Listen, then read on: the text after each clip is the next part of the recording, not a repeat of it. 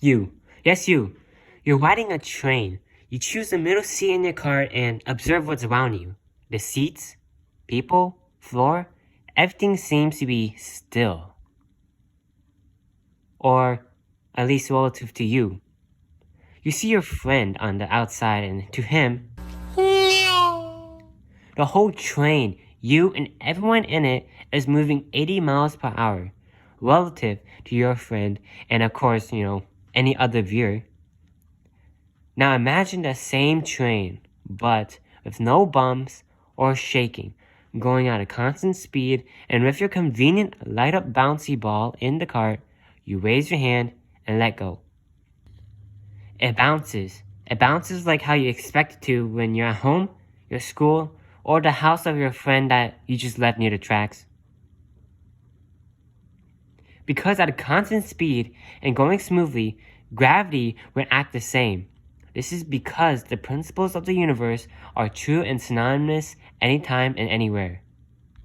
You experience relativity, or relative motion relative to you and what you, the observer, sees. But hey, narrator, what about the light in my bouncy ball? For you, the light hits both ends of the cart simultaneously. But to your second unsuspecting friend that has eyes that can see in slow motion, you pass by and he sees the light hit the back of your cart first, then the front. You see, now we can see the concept of experiencing the same thing differently in a different frame of context. Things have occurred at different times. So let's take this relativity and slap it with the speed of light. That was what Einstein was thinking in his theory of special relativity. Newton's universal law of gravitation was used to build Einstein's theory of special relativity. He said that speed can affect mass, time, and space. This shows the relationship between mass and energy and how light can affect that. This also shows that small amounts of mass can equate to a very incredibly large amount of energy because of Einstein's famous equation E = mc squared, with c being the speed of light, but having that squared be even a bigger number means when m, the mass, is multiplied by c squared, E would be a very large and big number. Now, when an object approaches the speed of light, the mass and energy that would be required to move it would become infinite. This means there's a cosmic speed limit to factor, and nothing can go faster than the speed of light.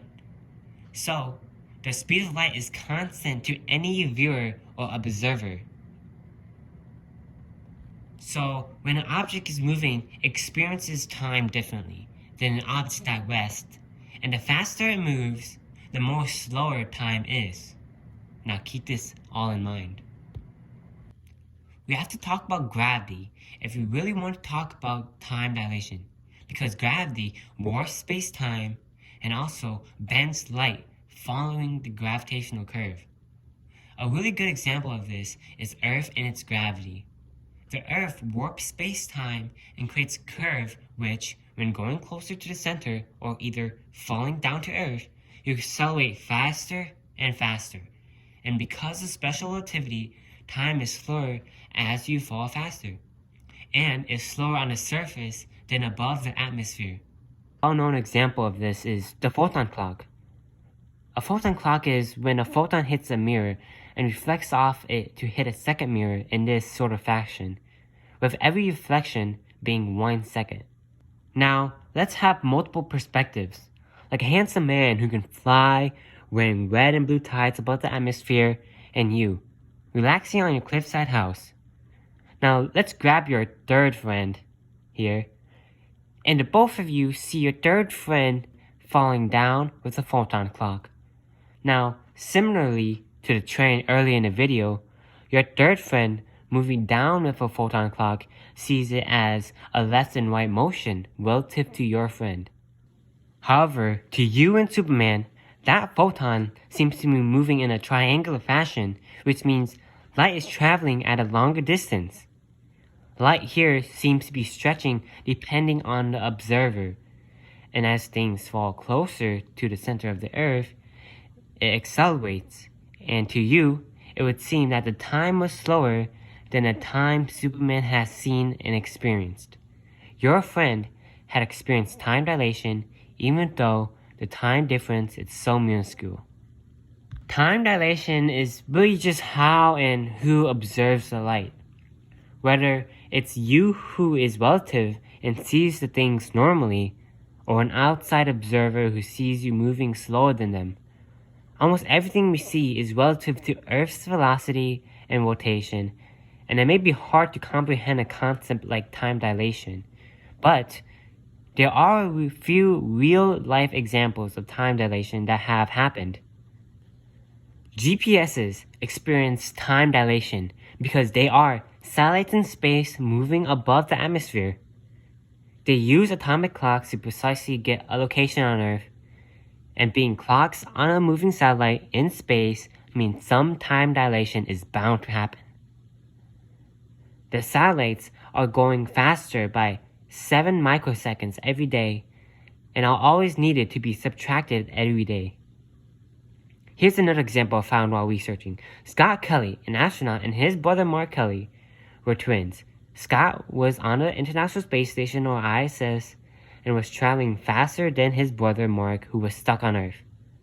After a year or so, on the ISS, Scott returned to Earth, and due to time dilation, aged slower than Mark, and Mark being about, 5 milliseconds younger. We humans even experience time dilation.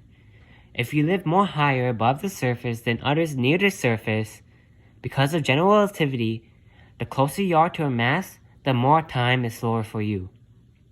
And the Earth's core, for example, is 2.5 years younger than the surface because of the gravitational curve getting more intense in the center, and time moving slower for the core. When someone says, "How's your life going?" Tell them, "Everything around me seems to be going around the speed of light."